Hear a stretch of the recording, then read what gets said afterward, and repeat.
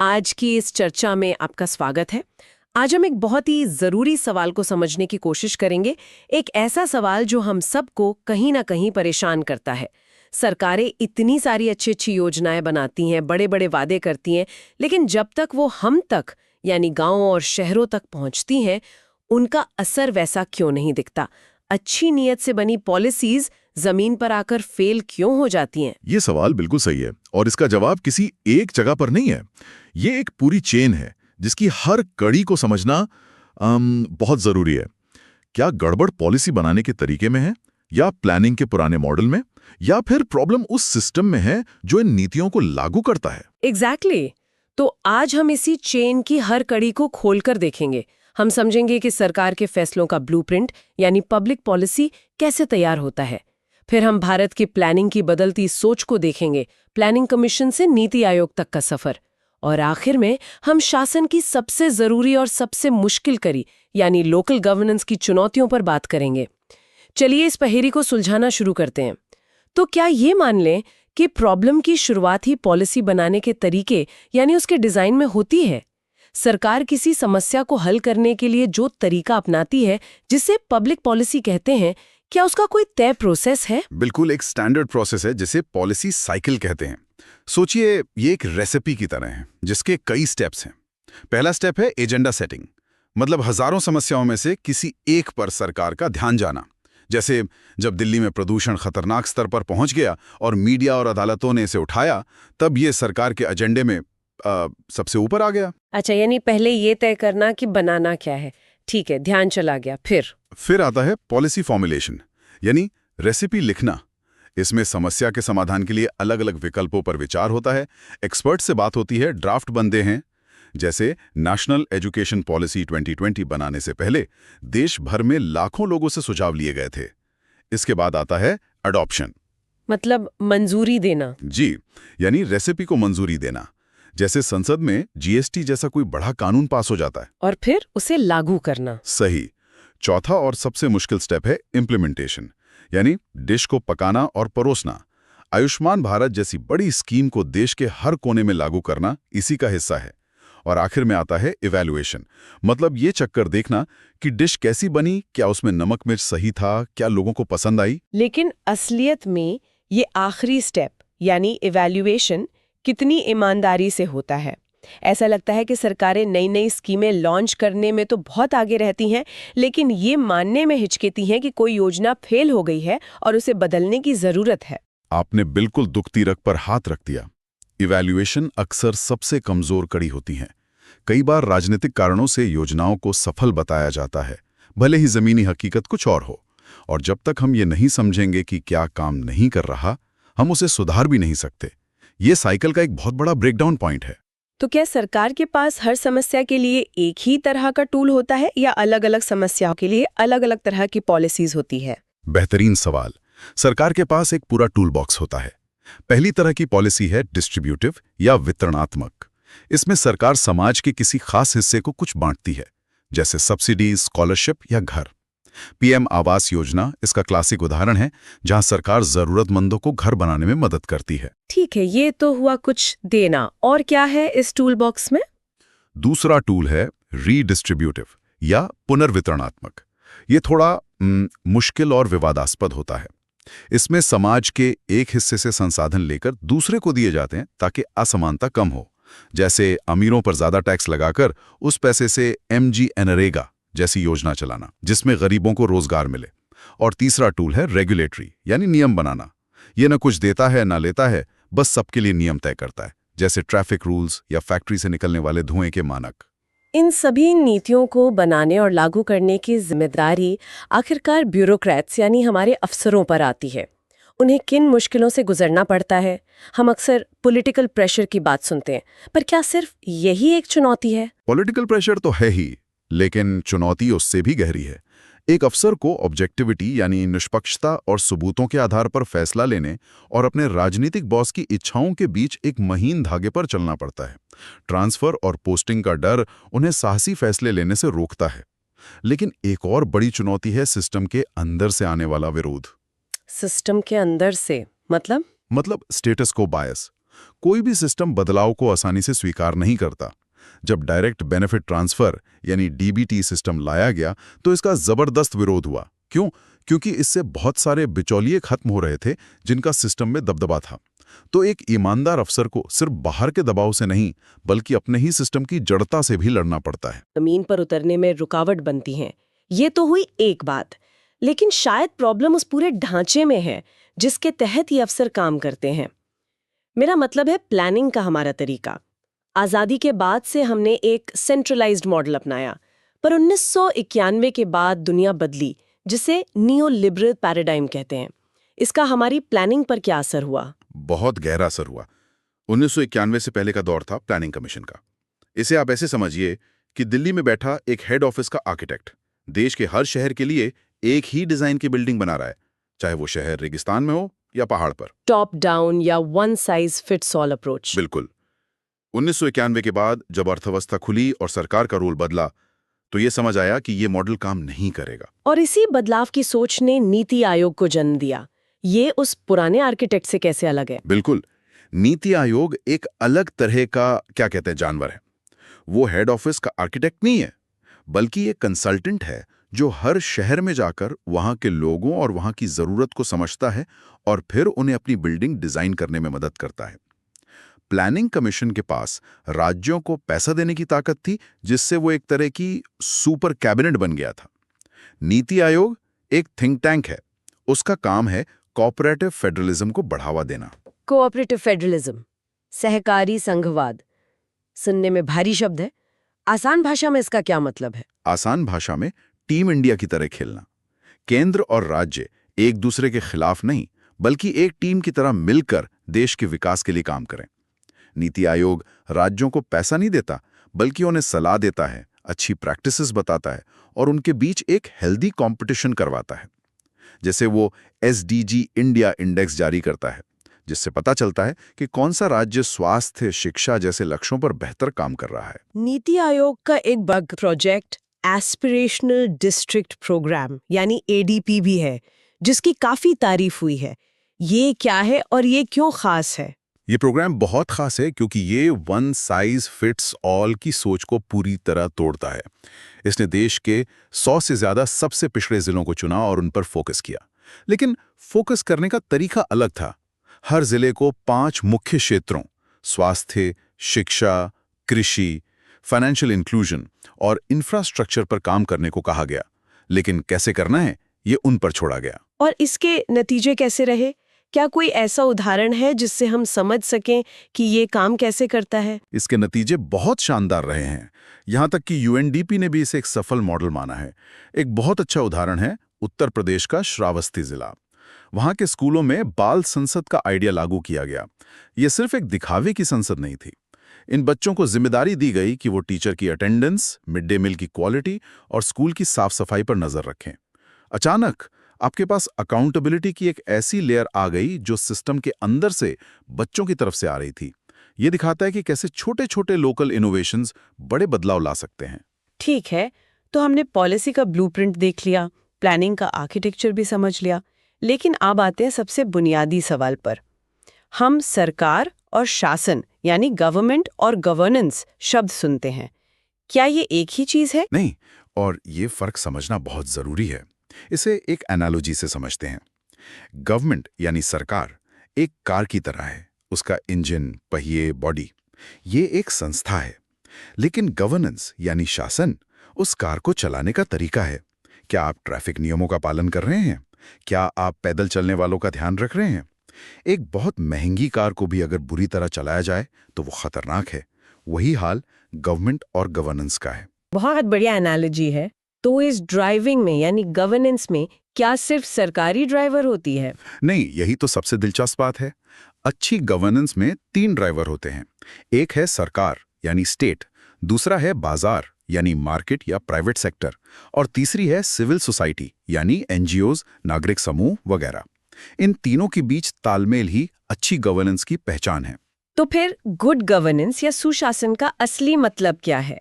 इसके क्या पैमाने हैं? ट्रांसपेरेंसी यानी पारदर्शिता, और रिस्पॉन्सिवनेस मतलब सरकार का जवाब देना। जी। लेकिन मैं सिर्फ लिस्ट नहीं गिनाऊंगा।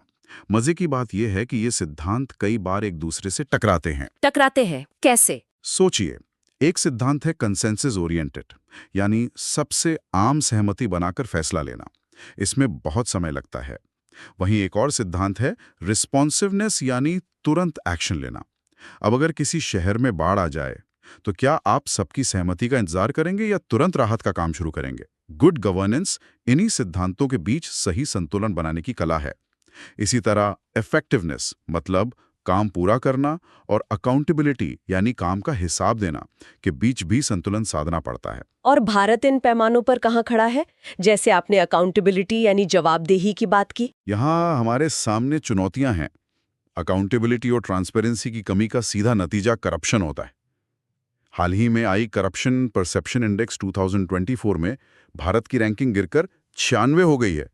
ये सिर्फ एक नंबर नहीं है, ये दिखाता है कि गुड गवर्नेंस के दो सबसे जरूरी पहिए कमजोर पड़ रहे हैं, और जब ये कमजोर होते हैं तो भ्रष्टाचार को फलने फूलने का मौका मिलता है। तो अब हम अपनी जांच के आखिरी और शायद सबसे जरूरी पड़ाव पर पहुंच गए हैं। कार अच्छी है, ड्राइविंग के नियम भी पता है, लेकिन असली परीक्षा तो हमारे गांव और शहरों की उबड़-खाबड़ सड़कों पर होती है, यानी लोकल गवर्नेंस, पंचायतें और नगर पालिकाएं। बिल्कुल। 73rd और 74th कॉन्स्टिट्यूशनल अमेंडमेंट के जरिए इन्हें मजबूती देने की कोशिश की गई थी। आइडिया बहुत अच्छा था। सत्ता का विकेंद्रीकरण, डिसेंट्रलाइजेशन, यानी पावर को दिल्ली और राजधानियों से निकालकर गांवों और मोहल्लों तक पहुंचाना, ताकि लोग अपने फैसले खुद ले सकें। लेकिन आइडिया जितना अच्छा था, क्या जमीन पर उतना ही कामयाब हुआ? आज पंचायतों को क्या चीज रोक रही है? क्या ये पैसे की कमी है, असली पावर की कमी है, या कुछ और? आपने एकदम सही नस पकड़ी है। एक्सपर्ट्स इसे 3Fs का संकट कहते हैं, और ये तीनों आपकी बातों में शामिल हैं। 3Fs ये क्या है? पहला F है फंड्स। फंड्स। पंचायतों के पास अपने काम करने के लिए पैसा ही नहीं है। वो आज भी राज्य सरकारों से मिलने वाली ग्रांट्स पर निर्भर हैं। दूसरा F? फंक्शंस। फंक्शंस। कागज पर तो उन्हें 29 विषय दिए गए हैं, लेकिन असलियत में राज्य सरकारें अपनी पावर छोड़ना ही नहीं चाहती। स्वास्थ्य, शिक्षा, सिंचाई जैसे अहम विभाग आज भी राज्य के अधिकारी ही कंट्रोल करते हैं। और तीसरा F? तीसरा F है फंक्शनरीज। हाँ, फंक्शनरीज यानी काम करने वाले लोग। बिल्कुल। एक सरपंच के पास गांव के लिए बड़े बड़े सपने हो सकते हैं, लेकिन उन सपनों को हकीकत में बदलने के लिए न तो उसके पास कोई इंजीनियर है, न कोई अकाउंटेंट, न कोई प्लानर। उनके पास इच्छा शक्ति है पर काबिल टीम नहीं है। इन 3Fs के अलावा राजनीतिक दखलंदाजी और भ्रष्टाचार तो है ही। तो इसका समाधान क्या है? इन संस्थाओं को सिर्फ नाम का नहीं बल्कि काम का कैसे बनाया जाए? समाधान के लिए एक ईमानदार कोशिश की जरूरत है। राज्य सरकारों को सच में पावर और पैसा नीचे तक देना होगा। पंचायतों को भी अपने स्तर पर टैक्स लगाकर या दूसरे तरीकों से आमदनी बढ़ाने के रास्ते खोजने होंगे। और सबसे जरूरी, ग्राम सभा जैसी संस्थाओं को मजबूत करना होगा, ताकि लोगों की भागीदारी सिर्फ वोट देने तक सीमित ना रहे बल्कि फैसले लेने में भी हो। तो आज हमने उस सवाल का जवाब खोजने की कोशिश की कि अच्छी योजनाएं जमीन पर क्यों फेल होती हैं, और हमने पाया कि इसका कोई एक जवाब नहीं है। ये पॉलिसी बनाने के तरीके में मूल्यांकन की कमी से शुरू होकर प्लानिंग के पुराने मॉडल, गुड गवर्नेंस के सिद्धांतों के बीच संतुलन की कमी, और आखिर में लोकल लेवल पर 3Fs के संकट तक जाता है। बिल्कुल, ये साफ है कि सिर्फ अच्छी नीतियां बना लेना काफी नहीं है। जब तक उन्हें लागू करने वाला सिस्टम मजबूत, स्वतंत्र और जवाबदेह नहीं होगा, तब तक दिल्ली में बनी नीति और गांव की हकीकत के बीच की खाई बनी रहेंगी। और इसी के साथ हम अपने श्रोताओं के लिए एक सवाल छोड़कर जा रहे हैं। आज जब भारत डिजिटल इंडिया की ओर तेजी से बढ़ रहा है, तो एक बड़ा सवाल ये उठता है, क्या हमारी गवर्नमेंट्स की संरचनाएं, खासकर पंचायत स्तर पर, टेक्नोलॉजी को सिर्फ काम की रफ्तार बढ़ाने के लिए अपना पाएंगी, या इसका इस्तेमाल वास्तव में हर नागरिक को सशक्त बनाने और नीति तथा जमीनी हकीकत के बीच की खाई को पाटने के लिए भी किया जाएगा? कहीं ऐसा तो नहीं कि डिजिटल डिवाइड यानी तकनीक तक पहुंच का फर्क गवर्नेंस में एक नई तरह के भेदभाव को जन्म दे देगा? सोचिएगा जरूर। जब हम विकास या डेवलपमेंट के बारे में सोचते हैं तो अक्सर आंखों के सामने क्या आता है? शायद चमकती सड़कें, ऊंचे ऊंचे पुल और बड़ी बड़ी सरकारी योजनाएं, है ना? हम मानकर चलते हैं कि देश को आगे ले जाना ये सिर्फ सरकार का काम है। पर क्या कहानी सिर्फ इतनी ही है? क्या विकास की इस बड़ी मशीनरी में आम लोगों का, उनके बनाए समूहों का कोई रोल नहीं है? यही सवाल आज की हमारी बातचीत के बिल्कुल केंद्र में है। देखिए, सरकार नीतियां बना सकती है, वो बजट पास कर सकती है, लेकिन विकास को हर गांव, हर गली, हर घर तक पहुंचाना अकेले उसके बस की बात नहीं। इसे एक टीम गेम की तरह समझिए। एक टीम गेम। हाँ, और इस टीम में सरकार के साथ जो खिलाड़ी खेलते हैं उन्हें हम सिविल सोसाइटी या नागरिक समाज कहते हैं। और इसी सहयोगी शासन से, जिसे हम कोलैबोरेटिव गवर्नेंस कहते हैं, उसी से असली बदलाव आता है। ठीक है, तो आज इसी टीम के बाकी खिलाड़ियों से मिलते हैं। हम ये समझने की कोशिश करेंगे कि सरकार के अलावा वो कौन सी ताकतें हैं जो भारत के विकास की कहानी लिख रही हैं। एनजीओज, स्वयं सहायता समूह, दबाव समूह, ये सिर्फ भारी भरकम शब्द नहीं है। तो हमारा मिशन है इन नॉन स्टेट एक्टर्स की दुनिया को खंगालना और ये समझना कि उनका असली असर क्या है। बिल्कुल। और ये समझना इसलिए जरूरी है क्योंकि यही संस्थाएं हैं जो लोकतंत्र को कागज से निकालकर जमीन पर लाती हैं। ये सुनिश्चित करती हैं कि विकास का मतलब सिर्फ आंकड़े न हो, बल्कि लोगों की जिंदगी में आया सुधार हो। तो चलिए शुरू करते हैं सबसे बुनियादी शब्द से, सिविल सोसाइटी। ये शब्द अक्सर सुनने में आता है और सच कहूं तो हमेशा पूरी तरह समझ नहीं आता। सुनने में बहुत एकेडमिक सा लगता है। क्या आप इसे किसी आसान तरीके से समझा सकते हैं? ये है क्या असल में? जरूर। इसे एक 3 पैरों वाले स्टूल की तरह सोचिए। एक पैर है आपका परिवार, दूसरा पैर है सरकार और तीसरा पैर है बाजार, मतलब प्राइवेट सेक्टर। अब ये स्टूल जिस जमीन पर टिका है वो जमीन ही सिविल सोसाइटी है। इसमें वो सब कुछ आता है जो इन तीनों के बाहर है। आपकी पड़ोस की समिति, कोई चैरिटी संगठन, ये वो जगह है जहां हम सिर्फ एक कर्मचारी या परिवार के सदस्य नहीं, बल्कि एक नागरिक के तौर पर एक साथ आते हैं। वाह, ये तो बहुत साफ तरीके से समझ आया। तो इस सिविल सोसाइटी का सबसे जाना पहचाना चेहरा शायद एनजीओज यानी गैर सरकारी संगठन है। इनका काम क्या सिर्फ आपदा के समय कंबल बांटना या गरीबों को खाना खिलाना है, या इससे कहीं ज्यादा गहरा है? बहुत ज्यादा गहरा है। उनका एक काम जरूर है, सेवाएं देना, खासकर उन जगहों पर जहां सरकारी सिस्टम कमजोर है या पहुंच नहीं पाता। गूंज संस्था का उदाहरण लीजिए। उनका काम के बदले कपड़ा अभियान सिर्फ दान नहीं है, वो लोगों को सम्मान देता है।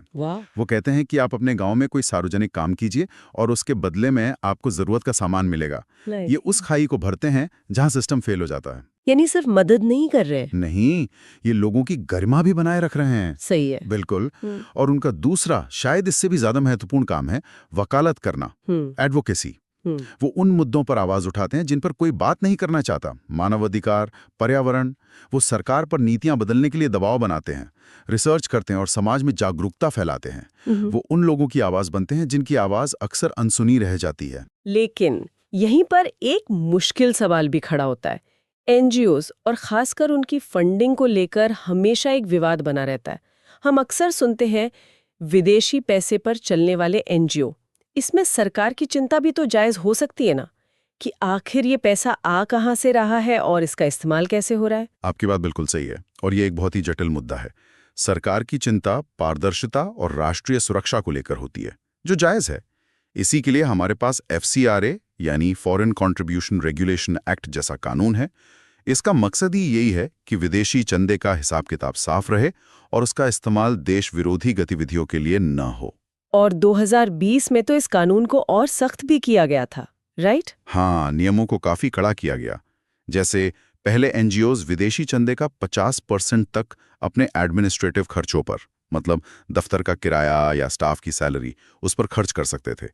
अब इसे घटाकर 20% कर दिया गया है। अच्छा। सरकार का तर्क है कि इससे ज्यादा पैसा असल काम पे खर्च होगा। लेकिन यहाँ एक विरोधाभास पैदा होता है। कैसा विरोधाभास? देखिए, इन सख्त नियमों का पालन करने के लिए जो कागजी कार्रवाई चाहिए, जो कानूनी सलाह चाहिए, उसका खर्च छोटे जमीनी स्तर पर काम करने वाले एनजीओज नहीं उठा पाते। नतीजा ये होता है कि जो बड़े एनजीओज हैं वो तो टिके रहते हैं, लेकिन जो वाकई दूर दराज के इलाकों में काम कर रहे हैं उनके लिए काम करना लगभग नामुमकिन हो जाता है। बिल्कुल। तो पारदर्शिता लाने की कोशिश में हम शायद उन सबसे जरूरी आवाजों को ही खामोश कर रहे हैं। आपने बात की हाशिए पर खड़े लोगों की आवाज बनने की, पर क्या हमेशा मदद बाहर से ही आती है?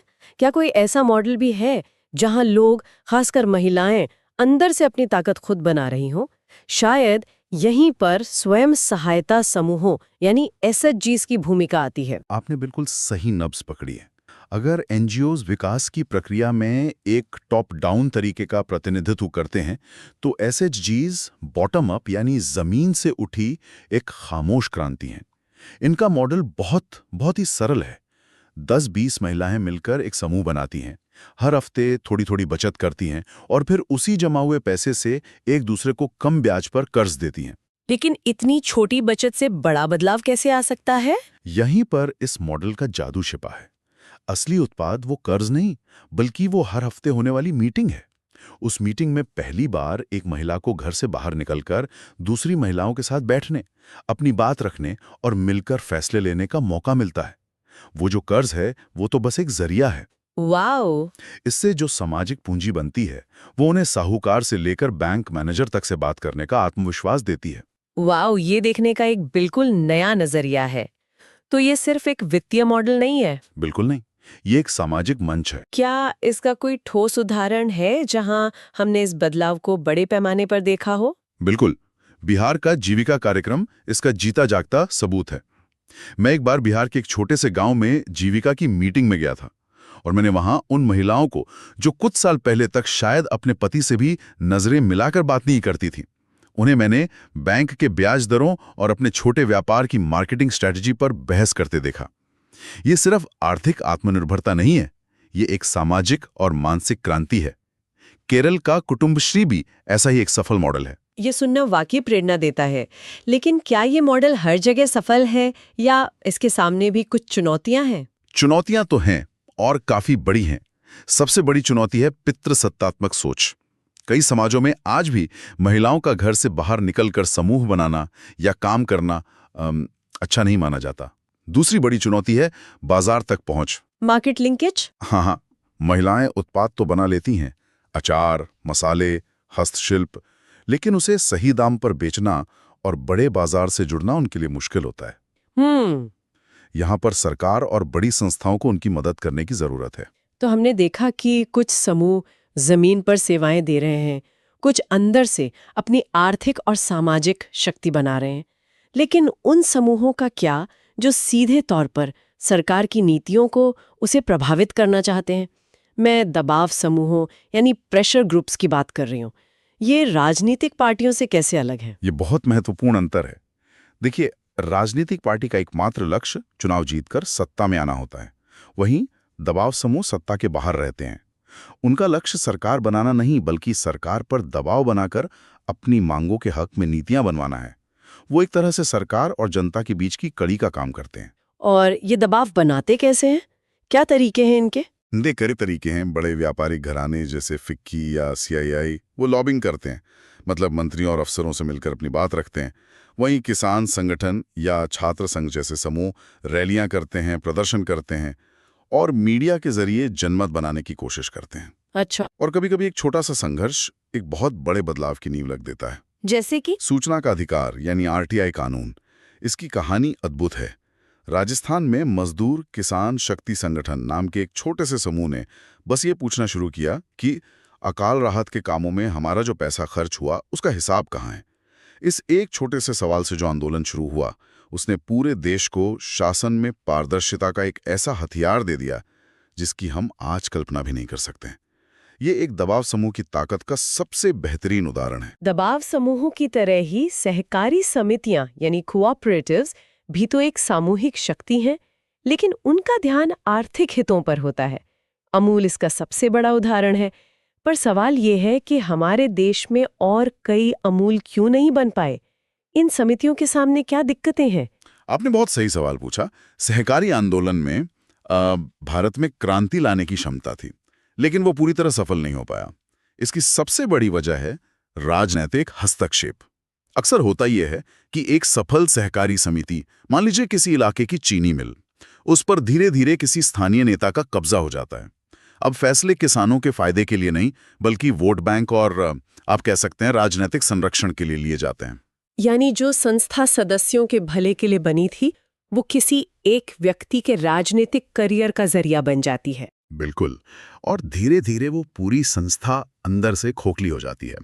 इसके अलावा दोहरे विनियमन यानी ड्यूल रेगुलेशन की भी समस्या है, खासकर सहकारी बैंकों में। उन पर आरबीआई का भी नियंत्रण होता है और राज्य सरकार का भी। तो जवाबदेही तय करना मुश्किल हो जाता होगा। हाँ, बहुत मुश्किल हो जाता है। इसी संदर्भ में एक और तरह का नॉन स्टेट एक्टर है वक्फ बोर्ड, ये इस पूरी तस्वीर में कहाँ फिट होते हैं? वक्फ एक तरह का आप कह सकते हैं इस्लामी धार्मिक ट्रस्ट है, जहां किसी संपत्ति को धर्मार्थ कार्यों के लिए दान कर दिया जाता है। इन संपत्तियों का प्रबंधन वक्फ बोर्ड करते हैं, जो ये सुनिश्चित करते हैं कि उस संपत्ति से होने वाली आय का इस्तेमाल समुदाय के कल्याण के लिए हो, जैसे शिक्षा, स्वास्थ्य। 2013 में वक्फ कानून में संशोधन करके इन बोर्डों को और अधिकार दिए गए ताकि वे इन संपत्तियों का बेहतर प्रबंधन कर सकें। तो ये भी एक तरह से नॉन स्टेट एक्टर्स का ही उदाहरण है। तो आज की इस पूरी बातचीत से एक बात तो साफ है, विकास सिर्फ सरकारी फाइलों या मंत्रियों के भाषणों में नहीं होता। असली विकास तब होता है जब समाज का हर हिस्सा, हर समूह इस प्रक्रिया में भागीदार बनता है। एनजीओज वहां पहुंचते हैं जहां सिस्टम नहीं पहुंच पाता। एसएचजीज उन लोगों को ताकत देते हैं जिन्हें हमेशा कमजोर समझा गया, और दबाव समूह हमारे लोकतंत्र को ज्यादा जिंदा और ज्यादा जवाबदेह बनाते हैं। तो इन सब बातों का असली मतलब क्या निकलता है?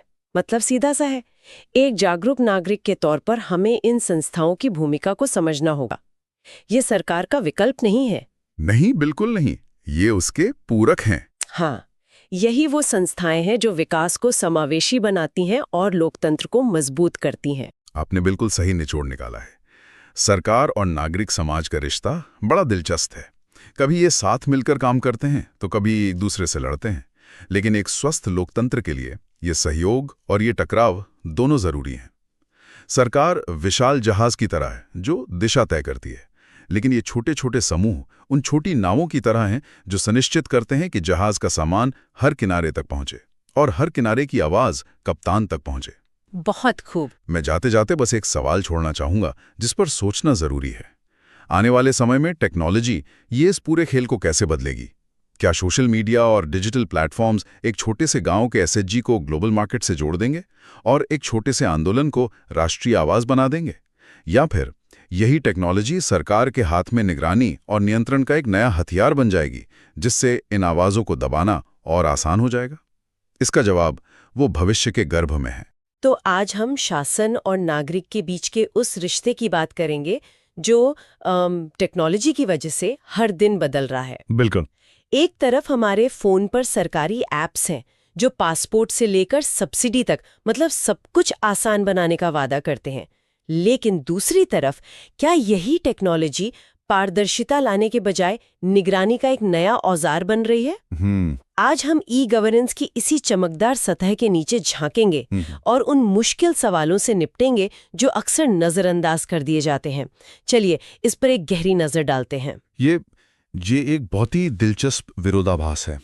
हम एक ऐसे दौर में हैं जहां टेक्नोलॉजी सरकार को हर नागरिक के दरवाजे तक पहुंचा सकती है। सही बात है। लेकिन साथ ही यही टेक्नोलॉजी करोड़ों लोगों को इस सिस्टम से बाहर भी कर सकती है अगर इसे सही तरीके से लागू ना किया जाए। ये सिर्फ कंप्यूटर लगाने की बात नहीं है, ये सरकार और नागरिक के बीच भरोसे के रिश्ते को नए सिरे से लिखने की कोशिश है, और इसी कोशिश के केंद्र में आज की हमारी चर्चा है। बिल्कुल। तो ई गवर्नेंस से शुरू करते हैं। आमतौर पर लोग इसे सिर्फ सरकारी काम को ऑनलाइन करना समझते हैं, लेकिन इसका असली मकसद तो इससे कहीं ज्यादा गहरा है ना? ये बहुत ज्यादा गहरा है। ये सिर्फ प्रक्रियाओं को डिजिटल करना नहीं है? बिल्कुल नहीं, वो तो इसका सिर्फ एक हिस्सा है। इसका असली मकसद है शासन की पूरी सोच को सरकार केंद्रित से नागरिक केंद्रित बनाना। अच्छा। यानी सिस्टम ऐसा हो जो नागरिक की सहूलियत के हिसाब से चले, न कि नागरिक को सरकारी दफ्तरों के हिसाब से ढलना पड़े। इसी के लिए स्मार्ट गवर्नेंस का कॉन्सेप्ट आया। स्मार्ट? हाँ, सिंपल, मॉरल, अकाउंटेबल, रिस्पॉन्सिव और ट्रांसपेरेंट। मतलब शासन सरल हो, नैतिक हो, जवाबदेह हो और सबसे जरूरी पारदर्शी हो। ठीक है, तो ये एक फिलॉसफी है, लेकिन इसे जमीन पर कैसे उतारा जाता है? इसके जो अलग अलग मॉडल्स हैं, जैसे G2C, G2B, ये सिर्फ एक्रोनिम्स हैं या इनका कोई वास्तविक मतलब है? नहीं, इनका बहुत वास्तविक मतलब है। सबसे पहले है G2C, यानी गवर्नमेंट टू सिटीजन। हाँ, ये वो सेवाएं हैं जिनसे हम और आप रोजाना जुड़ते हैं, जैसे उमंग ऐप।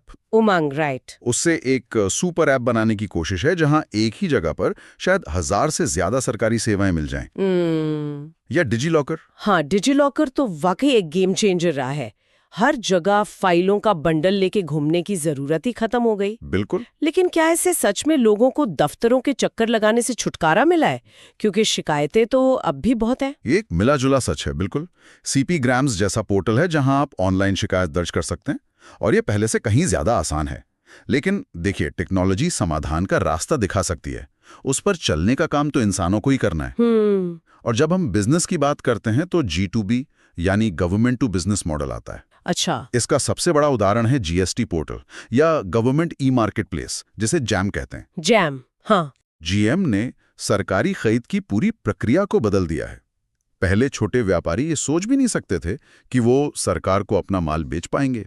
सही बात है, क्योंकि पूरी प्रक्रिया बहुत अपारदर्शी थी। बिल्कुल। अब कोई भी ऑनलाइन टेंडर भर सकता है। और जब सरकार बिजनेस के लिए प्रक्रिया आसान बनाती है, बिल्कुल, तो उसका सबसे बड़ा असर तो सरकारी विभागों पर ही पड़ता होगा। बिल्कुल। उन्हें अपनी 10 को पुरानी आदतें बदलनी पड़ती होंगी। आपने बिल्कुल सही नस पकड़ी है, और यही हमें G2G यानी गवर्नमेंट टू गवर्नमेंट मॉडल पर लाता है। अच्छा। बाहर से तो हमें सिर्फ G2C सेवाएं दिखती हैं, लेकिन असली बदलाव पर्दे के पीछे G2G में होता है। इसका बेहतरीन उदाहरण है ई-ऑफिस प्लेटफॉर्म। ई-ऑफिस। इसका कमाल सिर्फ फाइलों को डिजिटल करना नहीं है, बल्कि यह जवाबदेही तय करता है। अब यह ट्रैक करना संभव है कि कौन सी फाइल किस अधिकारी की मेज पर कितने दिन से अटकी हुई है।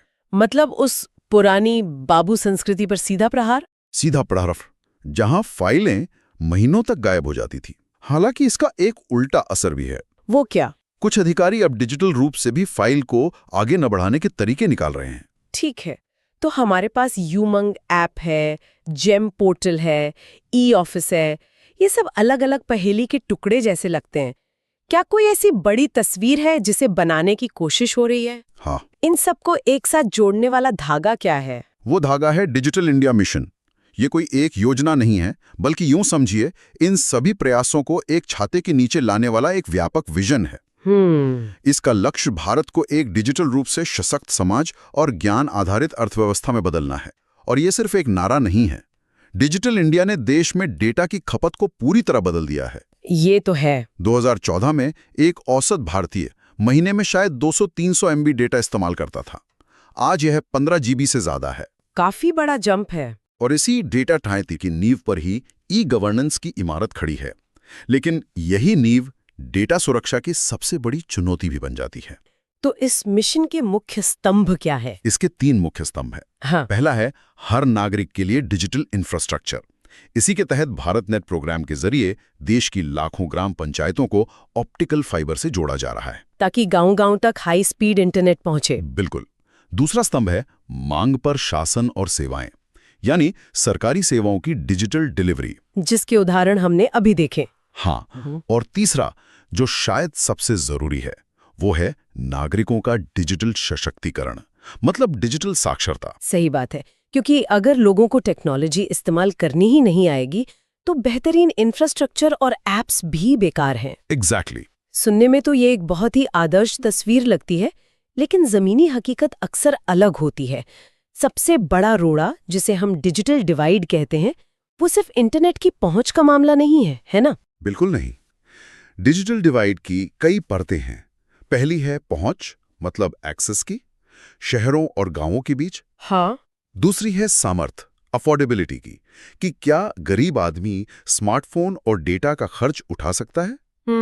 तीसरी है साक्षरता की, लेकिन एक और डिवाइड है जिसकी बात कम होती है, डिजाइन डिवाइड। डिजाइन डिवाइड, ये क्या है? कई सरकारी ऐप्स और वेबसाइट्स इतनी जटिल होती हैं कि एक टेक सेवी इंसान भी उन्हें इस्तेमाल करने में संघर्ष करता है। तो फिर एक कम पढ़ा लिखा व्यक्ति उनका इस्तेमाल कैसे करेगा? इसका कोई ठोस उदाहरण, जहां टेक्नोलॉजी मदद करने की बजाय मुसीबत बन गई हो? इसके कई उदाहरण हैं, खासकर पब्लिक डिस्ट्रीब्यूशन सिस्टम यानी PDS में। राशन की दुकानों में। हाँ, बायोमेट्रिक ऑथेंटिकेशन को लीकेज रोकने के लिए लाया गया था, जो एक अच्छा मकसद है।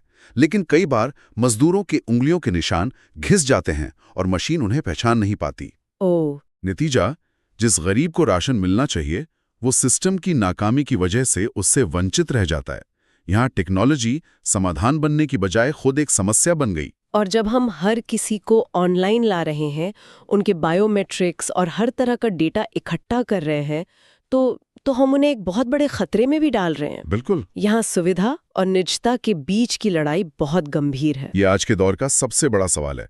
सुप्रीम कोर्ट ने निजता के अधिकार को मौलिक अधिकार माना है। राइट। लेकिन यहाँ एक सीधी टक्कर है। एक तरफ सरकार कहती है कि कल्याणकारी योजनाओं के लिए नागरिकों का डेटा जरूरी है, ताकि सब्सिडी सही व्यक्ति तक पहुंचे। दूसरी तरफ आधार से लेकर स्वास्थ्य रिकॉर्ड तक यही डेटाबेस एक सोने की खान बन जाता है, जिसके लीक होने का खतरा हमेशा बना रहता है। तो ये सुविधा और सुरक्षा के बीच संतुलन बनाना बहुत मुश्किल काम है। बहुत मुश्किल। और सरकार को हर दिन ये तय करना पड़ता है कि वो किस तरफ झुकेगी। और ये लड़ाई और भी जटिल हो जाती है जब हम इसमें सोशल मीडिया, OTT प्लेटफॉर्म्स और AI जैसी नई टेक्नोलॉजी को शामिल करते हैं। ये शासन को कैसे प्रभावित कर रहे हैं? ये टेक्नोलॉजी सरकार के लिए नए अवसर और अभूतपूर्व चुनौतियां दोनों लेकर आई हैं। सोशल मीडिया और OTT प्लेटफॉर्म्स के बढ़ते प्रभाव को नियंत्रित करने के लिए सरकार इंफॉर्मेशन टेक्नोलॉजी रूल्स 2021 लेकर आई। हाँ, IT रूल्स 2021। इसका मकसद एक शिकायत निवारण तंत्र बनाना और प्लेटफॉर्म्स को ज्यादा जवाबदेह बनाना है। लेकिन इन नियमों पर काफी विवाद भी हुआ था। बहुत। क्या ये नियम वाकई यूजर्स को सशक्त बनाते हैं या फिर ट्रेसेबिलिटी यानी मैसेज के ओरिजिन का पता लगाने जैसे प्रावधान वो निजता के अधिकार पर एक सीधा हमला है? यही बहस का केंद्र है। सरकार का तर्क है कि ये प्रावधान सिर्फ गंभीर अपराधों में ही इस्तेमाल होगा, जैसे देश की सुरक्षा या महिलाओं और बच्चों के खिलाफ अपराध। हाँ, लेकिन आलोचकों का कहना है कि ये एक स्लिपरी स्लोप है जो सरकार को असहमति की आवाज को दबाने का एक शक्तिशाली औजार दे सकता है। ये एन्क्रिप्शन को कमजोर करता है, जो सुरक्षित कम्युनिकेशन की नींव है।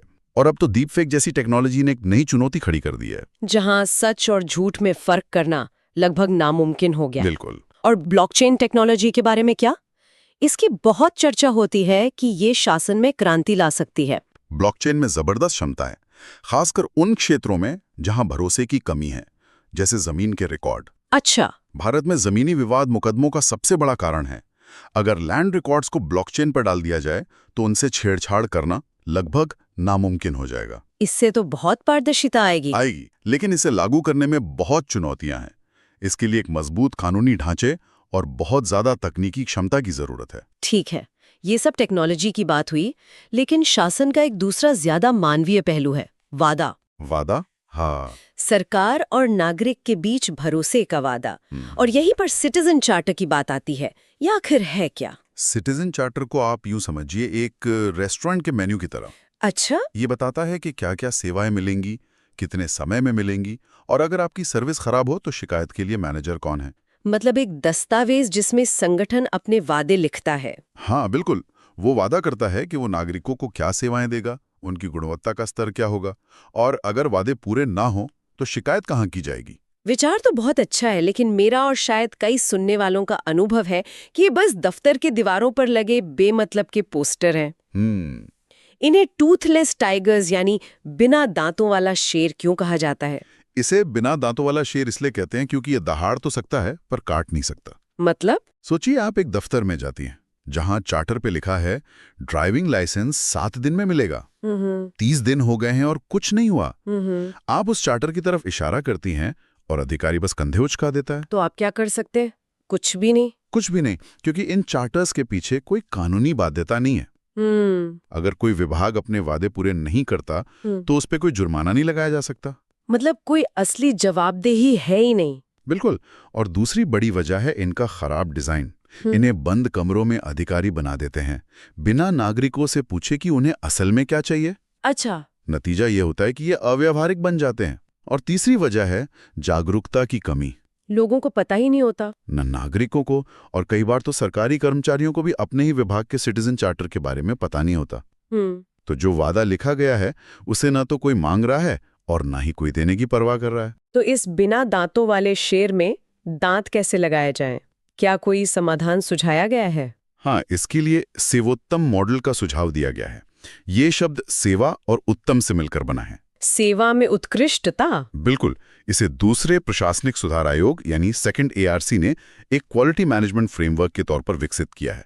ये सिर्फ एक दस्तावेज नहीं बल्कि एक पूरा सिस्टम है। तो ये सिस्टम काम कैसे करता है? इसके मुख्य हिस्से क्या हैं? इसके 3 मुख्य मॉड्यूल्स हैं। पहला, सिटीजन चार्टर को प्रभावी ढंग से लागू करना, यानी चार्टर ऐसा हो जो नागरिकों की जरूरतों पर आधारित हो और व्यावहारिक हो। ठीक है। दूसरा मॉड्यूल है शिकायत निवारण, यानी अगर वादा पूरा न हो तो शिकायत सुनने और उसे समय पर हल करने का एक मजबूत और भरोसेमंद सिस्टम हो। और तीसरा मॉड्यूल? तीसरा और सबसे जरूरी मॉड्यूल है सर्विस डिलीवरी क्षमता, इसका मतलब? ये सुनिश्चित करना होगा कि उसके पास चार्टर में किए गए वादों को पूरा करने के लिए जरूरी संसाधन, ट्रेनिंग और प्रक्रियाएं हैं या नहीं। मतलब किचन में सामान ही नहीं होगा तो मेन्यू में कुछ भी लिख देने से क्या फायदा? एग्जैक्टली।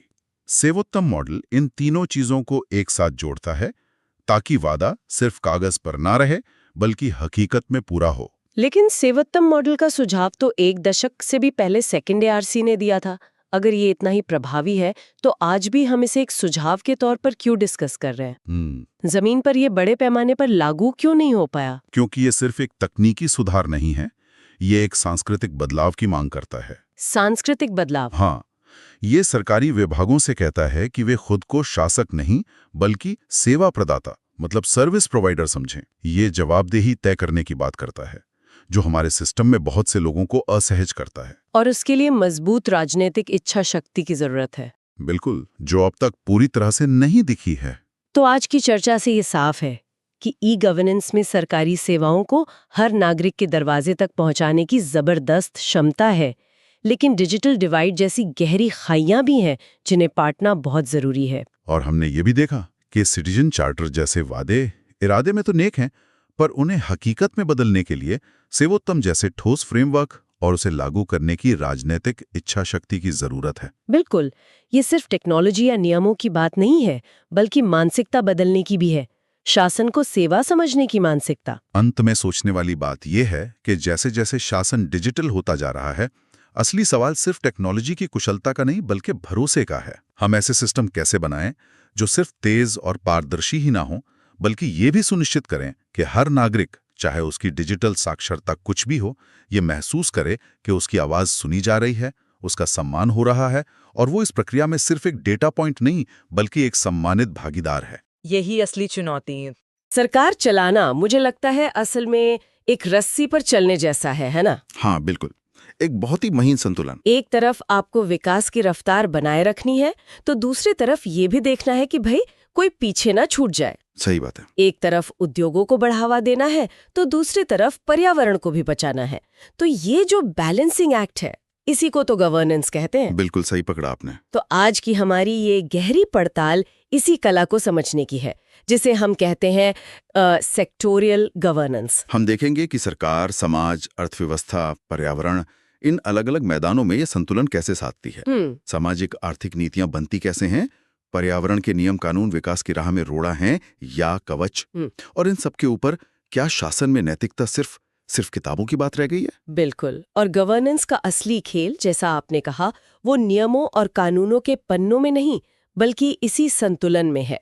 ये सिर्फ नीतियां बनाना नहीं है। हाँ, ये पक्का करना है कि देश के जो संसाधन हैं उनका इस्तेमाल इस तरह हो कि तरक्की की रोशनी समाज के आखिरी इंसान तक पहुंचे। आज की चर्चा में हम इसी खींचतान को समझने की कोशिश करेंगे। चलिए तो फिर इस रस्सी पर पहला कदम रखते हैं। शुरुआत करते हैं सामाजिक आर्थिक शासन यानी सोशियो इकोनॉमिक गवर्नेंस। ये सुनने में थोड़ा भारी शब्द लगता है। हाँ, लगता है। इसे जरा आसान भाषा में समझाइए। देखिए, आसान भाषा में इसका मतलब है देश के पैसे और रिसोर्सेज को ऐसे मैनेज करना कि तरक्की का फायदा सबको मिले। सबको मिले, ना कि सिर्फ कुछ लोगों को। बिल्कुल। इसका लक्ष्य सिर्फ जीडीपी के आंकड़े बढ़ाना नहीं है, बल्कि ये देखना है कि लोगों की सेहत बेहतर हो, उन्हें अच्छी शिक्षा मिले, उनका जीवन स्तर सुधरे और अमीर गरीब के बीच की खाई कम हो। एग्जैक्टली। विकास ऐसा हो जिसमें कोई पीछे ना छूटे। तो सरकार ये करती कैसे है? इसके लिए क्या तरीके या कहूं कि टूल्स इस्तेमाल होते हैं?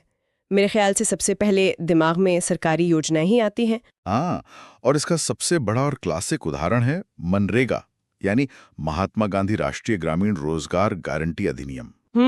मनरेगा, जो ग्रामीण इलाकों में काम की गारंटी देती है।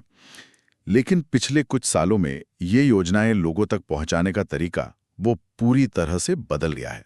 कैसे? अब पूरा जोर डायरेक्ट बेनिफिट ट्रांसफर यानी डीबीटी पर है। मतलब सरकारी मदद में कोई बिचौलिया नहीं। अच्छा, पैसा सीधे लाभार्थी के बैंक खाते में। जी हाँ, जैम ट्रिनिटी यानी जनधन खाते, आधार और मोबाइल।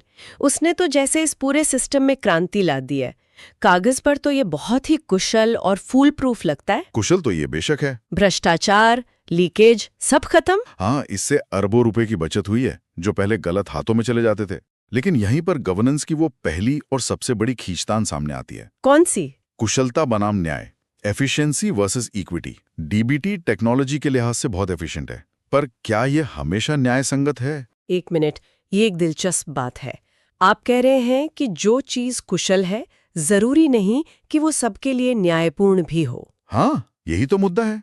देखिए, इरादा तो नेक है, भ्रष्टाचार रोकना तो अपने आप में न्यायपूर्ण काम है, बिल्कुल। लेकिन जमीनी हकीकत सोचिए। उस दूर दराज के गांव में रहने वाली बुजुर्ग महिला के बारे में सोचिए, जिसके पास शायद बैंक खाता ना हो या जिसे बायोमेट्रिक मशीन पर अंगूठा लगाना नहीं आता। ये भी एक पहलू है। या उस इलाका का सोचिए जहां इंटरनेट कनेक्टिविटी ही नहीं है। टेक्नोलॉजी ने बिचौलियों को तो हटा दिया, पर क्या उसने एक डिजिटल बिचौलिया खड़ा नहीं कर दिया? वाह, ये एक बहुत ही गहरा पॉइंट है। अगर कोई जरूरतमंद सिर्फ इसलिए योजना से बाहर हो जाए क्योंकि वो टेक्नोलॉजी का इस्तेमाल नहीं कर सकता, तो क्या ये न्याय है? ये सवाल हमें पूछना होगा। सही बात है। तो ये कुशलता बनाम न्याय की खींचतान, ये तो हमें हर जगह दिखेगी। चलिए, इसी चश्मे से कुछ और खास सेक्टर्स को देखते हैं। शुरुआत करते हैं ऐसे मुद्दे से जो हमेशा हमेशा बहस का केंद्र रहता है, सकारात्मक कार्यवाही, जिसे हम आमतौर पर आरक्षण या रिजर्वेशन कहते हैं। बिल्कुल। आरक्षण का जो संवैधानिक आधार है वो हमारे संविधान के अनुच्छेद 15 और 16 में है। जी। और ये समझना जरूरी है कि ये कोई खैरात नहीं, बल्कि एक तरह का सोशल इंजीनियरिंग टूल है। संविधान निर्माताओं ने यह समझा कि हजारों सालों से जिन समुदायों को बराबरी के मौके नहीं मिले, उन्हें एक सहारे की जरूरत है। हाँ, उन्हें मुख्य धारा में लाने के लिए एक विशेष सहारे की जरूरत है। मकसद है सरकारी नौकरियों और शिक्षण संस्थानों में इन वर्गों का प्रतिनिधित्व सुनिश्चित करना। और इस पूरी प्रक्रिया पर नजर रखने के लिए भी तो कोई संस्था होगी। जी, इसके लिए राष्ट्रीय पिछड़ा वर्ग आयोग यानी NCBC जैसी संस्थाएं हैं। ये एक तरह से इस सिस्टम की वॉचडॉग हैं। ठीक है, अब एक ऐसे मैदान की बात करते हैं जहां हाल में गवर्नेंस को लेकर काफी हंगामा हुआ है, खेल प्रशासन। ओहो। हाँ, BCCI हो या कुश्ती महासंघ, हमने देखा है कि जब प्रशासन गड़बड़ाता है तो नुकसान सीधा खिलाड़ियों का होता है। बिल्कुल। और हमें स्पोर्ट्स गवर्नेंस की जरूरत इसलिए है क्योंकि खेल संघ, यूं कहिए कि पब्लिक प्रॉपर्टी की तरह है, किसी की निजी जागीर नहीं। समस्या ये है कि कई संघों पर सालों साल एक ही व्यक्ति या एक ही परिवार का कब्जा रहता है। खिलाड़ियों के चयन में पारदर्शिता नहीं होती, फंड्स का क्या हो रहा है पता नहीं, कोई हिसाब नहीं होता, और सबसे बड़ी बात, खिलाड़ियों की शिकायतों को सुनने वाला कोई मजबूत सिस्टम नहीं होता। तो इसका हल क्या है? देखिए, राष्ट्रीय खेल विकास संहिता जैसा एक फ्रेमवर्क इसी मनमानी को तोड़ने और इन संस्थाओं में जवाबदेही लाने की एक कोशिश है। ये एक तरह से खेलों के लिए एक रूल बुक है। अच्छा, और हम सबके लिए ग्राहक के तौर पर उपभोक्ता संरक्षण यानी कंज्यूमर प्रोटेक्शन बहुत मायने रखता है। मैंने सुना है कि इसमें कुछ बड़े बदलाव आए हैं। एक बहुत बड़ा और बहुत जरूरी बदलाव आया है उपभोक्ता संरक्षण अधिनियम 2019 के साथ। अच्छा, 2019 वाला? जी। इसके तहत एक बहुत शक्तिशाली संस्था बनाई गई, केंद्रीय उपभोक्ता संरक्षण प्राधिकरण यानी CCPA। CCPA। हाँ, इसे आप ग्राहकों का सुपर हीरो समझ सकती हैं। ये खुद से किसी भी अनुचित व्यापार प्रथा की जांच कर सकता है, भ्रामक विज्ञापनों पर रोक लगा सकता है और जुर्माना भी लगा सकता है, और कंपनियों पर भारी जुर्माना लगा सकता है। इसी से जुड़ा एक सवाल मेरे दिमाग में आ रहा है। हम अक्सर टीवी पर किसी सोडा ब्रांड या म्यूजिक CD का विज्ञापन देखते हैं, पर लगता है कि वो असल में किसी शराब कंपनी का ऐड है। ये क्या चक्कर है? हाँ, आपने बिल्कुल सही नस पकड़ी है। इसे कहते हैं सरोगेट विज्ञापन। सरोगेट विज्ञापन? जी, यानी एक तरह का चोर दरवाजा। कानून कहता है कि आप शराब या तंबाकू का विज्ञापन सीधे तौर पर नहीं कर सकते, तो कंपनियां क्या करती हैं? वो दूसरा प्रोडक्ट ले आती हैं। बिल्कुल, वो उसी ब्रांड नाम से सोडा, पानी या म्यूजिक CD लॉन्च कर देती हैं और उसका जोर शोर से विज्ञापन करती हैं। मकसद सोडा बेचना नहीं, बल्कि आपके दिमाग में अपने मुख्य प्रतिबंधित उत्पाद का नाम बिठाना है। ये तो कानून को चकमा देने जैसा हुआ। बिल्कुल, और ये CCPA जैसी संस्थाओं के लिए एक बहुत बड़ी नैतिक और कानूनी चुनौती है। तो ये तो हुई लोगों और संस्थाओं को संभालने की बात, लेकिन गवर्नेंस का एक और बड़ा मैदान है, हमारे कुदरती संसाधन। और यहां तो टकराव और भी सीधा है, विकास की रफ्तार या पर्यावरण की सुरक्षा। यहीं पर पर्यावरणीय शासन यानी एनवायरमेंटल गवर्नेंस की भूमिका आती है। इसका मकसद इसी संतुलन को साधना है। लेकिन ये संतुलन तो अक्सर बिगड़ता हुआ ही दिखता है। हाँ, क्योंकि ये अक्सर हमारी नीतियों में ही विरोधाभास होता है। हो सकता है कि उद्योग मंत्रालय की नीतियां ज्यादा से ज्यादा फैक्ट्रियां लगाने पर जोर दे रही हों, जबकि पर्यावरण मंत्रालय के लक्ष्य उन नीतियों से मेल ही ना खाते हों। और नतीजा होता है पर्यावरण का नुकसान। क्या इस संतुलन को बनाने के लिए हमारे पास कोई मजबूत कानूनी आधार है? कोई ऐसा पल जब सिस्टम ने कहा हो बस अब और नहीं? बिल्कुल है। और ऐसा एक ऐतिहासिक पल था 1987 का MC मेहता बनाम भारत संघ मामला। Oleum gas leak case. जी बिल्कुल। दिल्ली में एक फैक्ट्री से जहरीली गैस लीक हुई थी। इसी केस में सुप्रीम कोर्ट ने एक क्रांतिकारी फैसला सुनाया। कोर्ट ने कहा कि संविधान का अनुच्छेद 21 जो जीवन का अधिकार देता है, हाँ। उसका मतलब सिर्फ सांस लेना नहीं है, बल्कि प्रदूषण मुक्त वातावरण में जीने का अधिकार भी है। वाह, ये तो बहुत बड़ी बात है। मतलब जीने के अधिकार की परिभाषा ही बदल दी। पूरी तरह से। और बात यहीं खत्म नहीं हुई। कोर्ट ने पूर्ण दायित्व यानी एब्सोल्यूट लायबिलिटी का सिद्धांत भी पेश किया। इसका क्या मतलब हुआ? आसान भाषा में ये एक तरह की जीरो टॉलरेंस पॉलिसी है। सुप्रीम कोर्ट ने कहा कि अगर आप कोई खतरनाक उद्योग चला रहे हैं तो सुरक्षा की जिम्मेदारी 100% आपकी है। आप बाद में ये बहाना नहीं बना सकते कि मैंने तो पूरी सावधानी बरती थी। अच्छा। अगर आपकी वजह से कोई भी नुकसान हुआ तो भरपाई आपको ही करनी पड़ेगी, पीरियड, कोई रियायत नहीं। और दुनिया के मंच पर भारत इस मामले में कहाँ खड़ा है? भारत सतत विकास लक्ष्यों यानी SDGs को हासिल करने के लिए पूरी तरह प्रतिबद्ध है। नीति आयोग एक SDG इंडिया इंडेक्स भी जारी करता है। अच्छा, वो राज्यों की रैंकिंग वाला? हाँ, जो एक तरह से राज्यों का रिपोर्ट कार्ड है कि कौन सा राज्य पर्यावरण और विकास के लक्ष्यों पर कितना अच्छा काम कर रहा है। इससे राज्यों के बीच एक अच्छी प्रतिस्पर्धा भी बनती है। और अब सिर्फ कानून बनाने पे नहीं, बल्कि लोगों के व्यवहार में बदलाव लाने पर भी जोर है।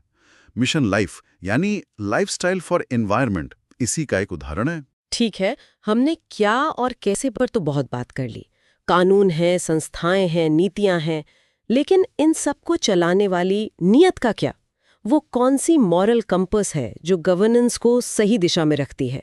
चलिए अब इस पूरी मशीनरी की आत्मा की बात करते हैं। नैतिक शासन, एथिकल गवर्नेंस। और मेरे हिसाब से ये पूरी चर्चा का सबसे अहम हिस्सा है। नैतिक शासन का मतलब है सरकारी मामलों को ईमानदारी, निष्पक्षता, पारदर्शिता और जवाबदेही के साथ चलाना। इसमें एक शब्द मैंने सुना है, प्रोबाइटी। हाँ, प्रोबाइटी एक बहुत ही खूबसूरत और महत्वपूर्ण शब्द है। इसका मतलब सिर्फ ईमानदार होना नहीं है, बल्कि पूरी तरह से सत्यनिष्ठ और नैतिक रूप से अडिग होना है। मतलब आपके काम पर कोई उंगली ना उठा सके। क्या इसका कोई दार्शनिक आधार हमारी अपनी संस्कृति में भी है? बिल्कुल है। इसका आधार हमें कौटिल्य के अर्थशास्त्र जैसे प्राचीन ग्रंथों में मिलता है, जिसमें साफ कहा गया है कि प्रजा के सुख में ही राजा का सुख है। यानी शासन का मूल उद्देश्य ही लोक कल्याण है, और वो बिना नैतिकता के संभव ही नहीं है। नैतिकता वो सॉफ्टवेयर है जो गवर्नेंस के हार्डवेयर को चलाता है। तो आज के समय में शासन में सबसे बड़ी नैतिक चुनौतियां क्या नजर आती हैं? सबसे बड़ी और जानी मानी चुनौतियां तो वही हैं: भ्रष्टाचार, राजनीतिक संरक्षण यानी अपने लोगों को फायदा पहुंचाना, और पारदर्शिता की कमी। हाँ, करप्शन परसेप्शन इंडेक्स में भारत की रैंकिंग इन चुनौतियों को दिखाती है। बिल्कुल। और ये सिर्फ पैसों का नुकसान नहीं है, इससे कहीं ज्यादा बड़ा नुकसान सरकार और नागरिकों के बीच भरोसे के रिश्ते का होता है। जब भरोसा टूटता है तो अच्छे से अच्छे कानून भी जमीन पर फेल हो जाते हैं। तो इस भरोसे को बनाए रखने और नैतिकता को बढ़ावा देने के लिए हमारे पास क्या हथियार हैं? हमारे पास कई संस्थागत हथियार हैं। भ्रष्टाचार पर लगाम लगाने के लिए लोकपाल है, केंद्रीय सतर्कता आयोग यानी CBC जैसी संस्थाएं हैं, और RTI। हाँ, पारदर्शिता को बढ़ावा देने में जो काम सूचना का अधिकार यानी RTI अधिनियम ने किया है वो तो बेमिसाल है। ये आम नागरिक के हाथ में एक बहुत शक्तिशाली उपकरण है। हाँ, RTI के बारे में हम सबने सुना है। ये वाकई में एक गेम चेंजर रहा है। और आपको एक मजेदार बात बताता हूँ। एक आम धारणा है कि RTI का इस्तेमाल सिर्फ एक्टिविस्ट या पत्रकार करते हैं। हाँ, मुझे भी यही लगता था। लेकिन आंकड़े बताते हैं कि RTI का एक बहुत बड़ा हिस्सा खुद सरकारी कर्मचारी ही अपनी सर्विस से जुड़े मामलों जैसे ट्रांसफर, प्रमोशन, अच्छा, इन सब के लिए इस्तेमाल करते हैं। ये दिखाता है कि पारदर्शिता की जरूरत सिस्टम के अंदर भी उतनी ही है जितनी बाहर। सही बात है। इसके अलावा मंत्रियों और सिविल सेवकों के लिए एक आचार संहिता यानी कोड ऑफ कंडक्ट भी है। कर्तव्य और इन सब के ऊपर नैतिक मूल्यों की मशाल। हाँ, और ये संतुलन किसी एक नीति या एक कानून से हासिल नहीं हो सकता। इसके लिए एक मजबूत संस्थागत ढांचा, दृढ़ राजनीतिक इच्छाशक्ति और सबसे बढ़कर आप और हम जैसे जागरूक नागरिकों की सक्रिय भागीदारी की जरूरत होती है। बिल्कुल। क्योंकि सरकारें तो आती जाती रहती हैं, लेकिन सिस्टम और उसमें नागरिकों का भरोसा ही देश को आगे ले जाता है। और यहीं पर हम आज की चर्चा को एक विचार के साथ समाप्त करना चाहेंगे। हमने उन व्यवस्थाओं और कानूनों पर बात की जो प्रभावी शासन के लिए बनाए गए हैं। लेकिन सोचिए, जब किसी नीति के नेक इरादों और ज़मीनी हकीकत के बीच एक बहुत बड़ी खाई पैदा हो जाती है, तो उस खाई को कौन भरता है? बहुत जरूरी सवाल है। क्या इसकी जिम्मेदारी सिर्फ सरकार की है या एक जागरूक नागरिक के तौर पर हमारी भी? और क्या असली गवर्नेंस उस खाई को पाटने की कोशिश का ही दूसरा नाम है? इस पर सोचना जरूरी है। नमस्कार। आज हम सरकार नाम की इस विशाल मशीन के 3 हिस्से खोलकर देखने वाले हैं। पहला हिस्सा वो लीवर्स और बटन जो आम नागरिक के हाथ में है। दूसरा वो वार्निंग लाइट्स और अलार्म्स जो सिस्टम में गड़बड़ी होने पर बजते हैं। और तीसरा, सबसे जरूरी, वो गियर्स और पुर्जे जो इस पूरी मशीन को चलाते हैं, यानी हमारी सिविल सेवा। इन सब को समझने का हमारा मिशन ये है कि आखिर एक मजबूत लोकतंत्र काम कैसे करता है और कहाँ-कहाँ आप कह सकती हैं कि इसके पेच ढीले हैं।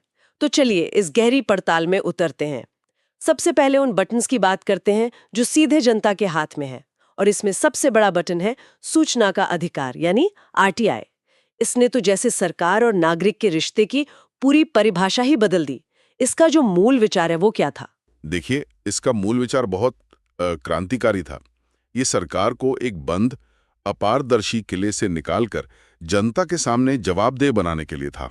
अच्छा। ये उस सोच को चुनौती देता है कि सरकार के फैसले और कामकाज गुप्त होने चाहिए। और इसकी जड़ें बहुत दिलचस्प है। ये किसी कमेटी रूम में नहीं बनी। तो कहाँ से शुरुआत हुई इसके? इसकी शुरुआत हुई राजस्थान के धूल भरे गांव से। वहां मजदूर किसान शक्ति संगठन MKSS के नेतृत्व में आम लोगों ने और खासकर महिलाओं ने अकाल राहत कार्यों के सरकारी रिकॉर्ड मांगना शुरू किया। वाह। उनका सवाल बहुत सीधा था, हमारा पैसा, हमारा हिसाब। मतलब ये अधिकार ऊपर से नहीं आया, बल्कि जमीन से लोगों की जरूरत से पैदा हुआ। तो ये सिर्फ सवाल पूछने का हक नहीं, बल्कि हिसाब मांगने का हक है। तो ये जो 2005 का RTI एक्ट है, ये असल में काम कैसे करता है? बहुत सीधे तरीके से कोई भी भारतीय नागरिक किसी भी सरकारी विभाग से जानकारी मांग सकता है। दस्तावेजों की कॉपी, रिकॉर्ड, डेटा, कुछ भी। कुछ भी? हाँ, लगभग कुछ भी जो सुरक्षा से न जुड़ा हो। इसने हमें ये जानने की ताकत दी कि हमारे टैक्स का पैसा कहाँ खर्च हो रहा है, या सड़क बनाने का ठेका किसे और कितने में मिला। सही बात है। इसने अनगिनत घोटालों को उजागर करने और सरकारी बाबुओं के मन में एक डर पैदा करने में बहुत बड़ी भूमिका निभाई है। ये तो मानना पड़ेगा। लेकिन यहाँ कहानी में एक मोड़ आता है। जहां तक मुझे याद है, 2019 में इस एक्ट में कुछ संशोधन हुए थे, राइट? हाँ, बिल्कुल। और उन संशोधनों पर काफी विवाद भी हुआ। उन्होंने क्या बदला असल में? उन्होंने एक बहुत ही, आप कह सकते हैं, बुनियादी चीज बदल दी। पहले क्या था कि जो केंद्रीय और राज्य सूचना आयुक्त होते थे, इंफॉर्मेशन कमिश्नर्स, उनका कार्यकाल और वेतन चुनाव आयुक्तों के बराबर था। अच्छा, ताकि उन्हें एक तरह की स्वायत्ता मिले। एग्जैक्टली, एक ऑटोनॉमी मिले। लेकिन 2019 के संशोधन के बाद अब ये शक्ति केंद्र सरकार के पास आ गई है कि वो उनका कार्यकाल और वेतन तय करेगी। 1 मिनट, तो इसका मतलब ये हुआ कि जिस संस्था को सरकार पर नजर रखनी है, उसी की लगाम अब सीधे सरकार के हाथ में आ गई। और यहीं से चिंता शुरू होती है। तो इससे तो उनकी निष्पक्षता पर सवाल उठ सकता है। बिल्कुल, यही सबसे बड़ी चिंता है। आलोचकों का कहना है कि इससे सूचना आयोग की स्वतंत्रता कमजोर हो सकती है। अगर किसी कमिश्नर को पता है कि सरकार उनका कार्यकाल कम कर सकती है, तो शायद वो सरकार के खिलाफ कड़े फैसले लेने में हिचकिचाएंगे। और ये समस्या तब और बड़ी हो जाती है जब हम देखते हैं कि देश भर में 4 लाख से ज्यादा RTI अपील्स पेंडिंग है। जी, और कई आयोगों में तो पद भी खाली पड़े हैं। तो ये एक गंभीर चुनौती है। जानकारी मिलना तो एक बात है, पर क्या हम उस जानकारी का इस्तेमाल करके जमीन पर हो रहे काम की असलियत भी परख सकते हैं? हाँ, और यहीं पर सोशल ऑडिट का जबरदस्त कॉन्सेप्ट आता है। ये RTI का, आप कह सकती हैं, अगला कदम है। ये कैसे काम करता है? सोचिए, एक गांव में जनसुनवाई हो रही है।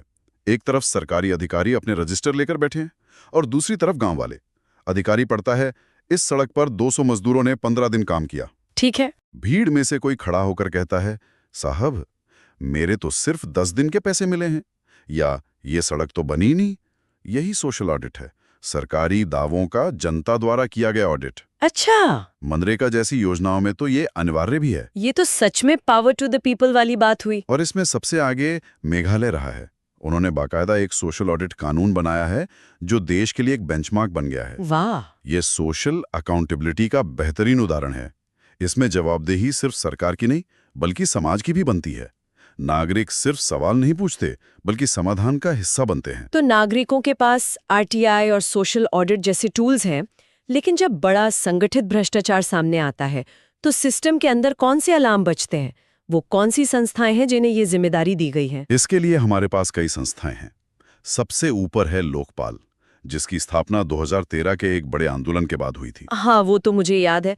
लोकपाल एक तरह से भ्रष्टाचार के खिलाफ देश का राष्ट्रीय लोकपाल है, एक ओम्बुड्समैन। इसका दायरा बहुत बड़ा है, प्रधानमंत्री से लेकर केंद्र सरकार के छोटे से छोटे कर्मचारी तक सब इसके दायरे में आते हैं। ये तो कागज पर एक ब्रह्मास्त्र जैसा लगता है, एक ऐसी संस्था जो प्रधानमंत्री तक की जांच कर सकती है। लेकिन जब हम जमीनी हकीकत देखते हैं तो कहानी कुछ और ही लगती है ना? क्या ये ब्रह्मास्त्र चला भी है? यहीं पर असली चुनौती सामने आती है। देखिए, लोकपाल की नियुक्ति में ही सालों की देरी हो गई। कई राज्यों ने लोकायुक्त कानूनों को या तो कमजोर कर दिया है या ठीक से लागू ही नहीं किया। तो मतलब इरादा तो अच्छा था, पर अमल में कमी रह गई। बिल्कुल। लोकपाल का अनुभव बताता है कि कैसे एक सिल्वर बुलेट समाधान जो जनता के गुस्से से पैदा होता है, वो सिस्टम की गहरी राजनीतिक और नौकरशाही जड़ता से टकराकर संघर्ष करता है।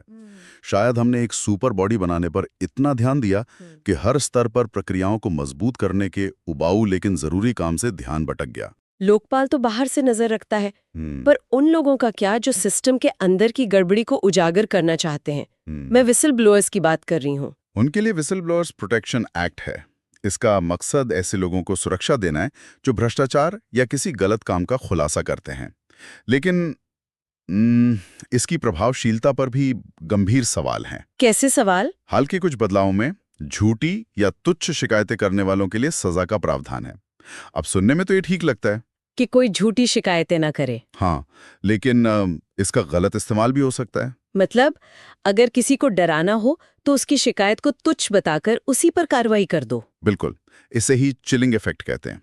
जब ईमानदार लोग भी शिकायत करने से डरने लगें क्योंकि उन्हें लगता है कि कहीं उन्हें ही ना फंसा दिया जाए, इससे पूरा सिस्टम कमजोर होता है। तो विसल ब्लोअर ने हिम्मत करके आवाज उठाई, लेकिन उसकी बात पर एक्शन लेने के लिए तो ताकतवर एजेंसियों की जरूरत होगी ना?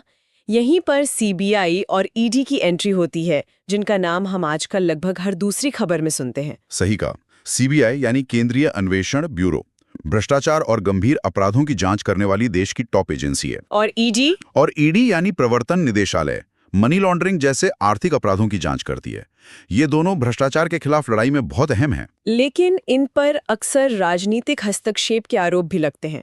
कहा जाता है कि ये सरकार के हाथ का तोता बन गई हैं। इसमें कितनी सच्चाई है? ये एक बहुत पुरानी और गंभीर बहस है। एक आप कह सकते हैं संरचनात्मक मुद्दा है सीबीआई के अधिकार क्षेत्र का।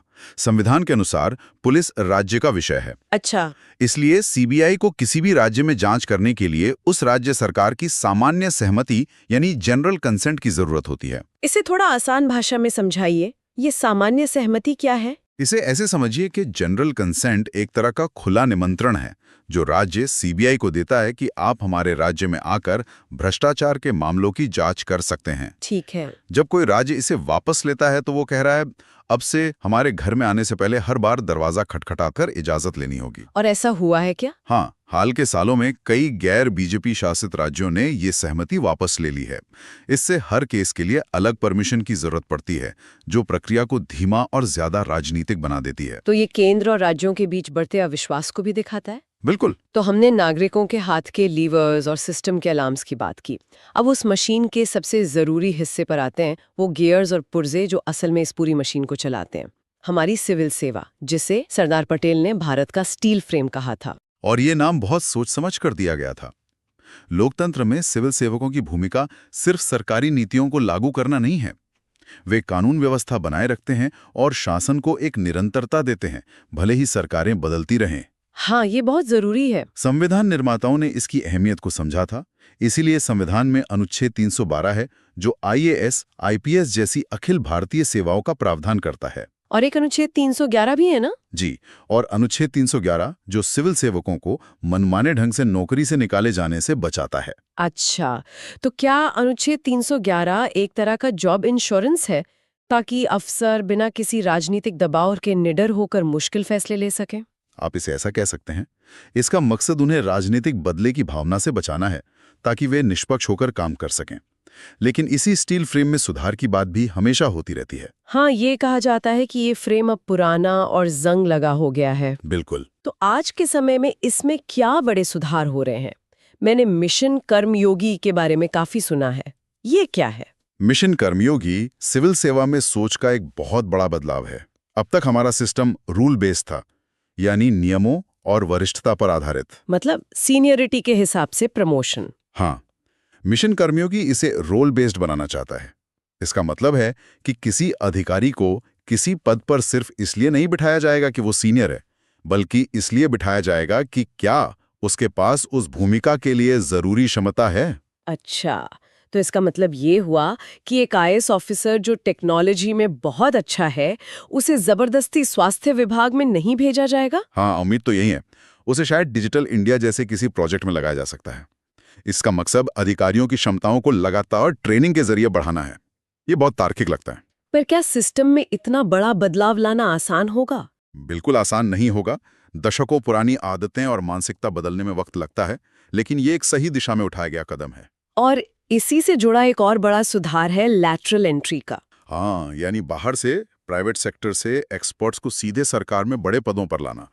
इस पर तो काफी बहस होती है। किस तरह की बहस? ये जनरलिस्ट बनाम स्पेशलिस्ट की क्लासिक बहस है। हमारी सिविल सेवा जनरलिस्ट अधिकारियों पर आधारित हैं, जिनसे उम्मीद की जाती है कि वो किसी भी मंत्रालय को संभाल लेंगे। लैटरल एंट्री दे तर्क है कि आज के जटिल समय में हमें खास क्षेत्रों के विशेषज्ञों की जरूरत है। इसके फायदे हैं कि सरकार को नया दृष्टिकोण और विशेष ज्ञान मिलता है, लेकिन चुनौतियां भी हैं, जैसे सिस्टम के अंदर के लोग बाहर से आए व्यक्ति को आसानी से स्वीकार नहीं करते। और तबादलों का भी एक मुद्दा रहता है। जी, इसीलिए तबादलों में स्थिरता लाने के लिए सिविल सेवा बोर्ड जैसी संस्थाओं को और मजबूत करने की जरूरत है, ताकि अधिकारियों का बार बार तबादला ना हो। तो हमने मशीन के लीवर्स, अलार्म और गियर्स तीनों को समझा। नागरिकों के उपकरण, निगरानी रखने वाली संस्थाएं और नौकरशाही में सुधार, इन सब के बीच का कनेक्शन क्या है? इसका सार क्या है? इसका सार ये है कि ये तीनों हिस्से एक दूसरे से गहराई से जुड़े हुए हैं। ये अलग अलग नहीं चल सकते। अच्छा। आरटीआई जैसे उपकरण तब तक बेमानी हैं जब तक लोकपाल जैसी संस्थाएं उन पर मिली जानकारी पर कार्रवाई करने के लिए मजबूत न हो। सही बात है। लोकपाल जैसी संस्थाएं तभी प्रभावी हैं जब सीबीआई जैसी जांच एजेंसियां बिना किसी दबाव के काम करें। और ये सब कुछ तभी काम करेगा जब हमारा स्टील फ्रेम यानी सिविल सेवा अपनी जिम्मेदारी समझे और जनता के प्रति जवाबदेह हो। तो मिशन कर्मयोगी जैसे सुधारों का अंतिम लक्ष्य इसी फ्रेम को और ज्यादा नागरिक केंद्रित बनाना है। बिल्कुल। यह तो पूरी तरह से एक इकोसिस्टम है, जहां एक भी हिस्सा कमजोर हुआ तो पूरी मशीन लड़खड़ा जाएगी। बिल्कुल। पारदर्शिता, जवाबदेही और एक कुशल सिविल सेवा, ये लोकतंत्र के 3 पाए हैं। और अंत में हमारे श्रोताओं के लिए सोचने के लिए एक सवाल छोड़ जाते हैं। हम ई गवर्नेंस और डिजिटल टेक्नोलॉजी के युग में जी रहे हैं, तो क्या जवाबदेही का अगला पड़ाव सिर्फ जानकारी हासिल करना होगा, या आर्टिफिशियल इंटेलिजेंस और बिग डेटा का इस्तेमाल करके भ्रष्टाचार को होने से पहले ही रोकना होगा? सोचिए, एक ऐसी प्रीएम्प्टिव जवाबदेही व्यवस्था कैसी दिखेगी, जहां सिस्टम खुद ही गड़बड़ियों को पकड़ ले, इससे पहले कि कोई विसल ब्लोअर सीटी बजाए।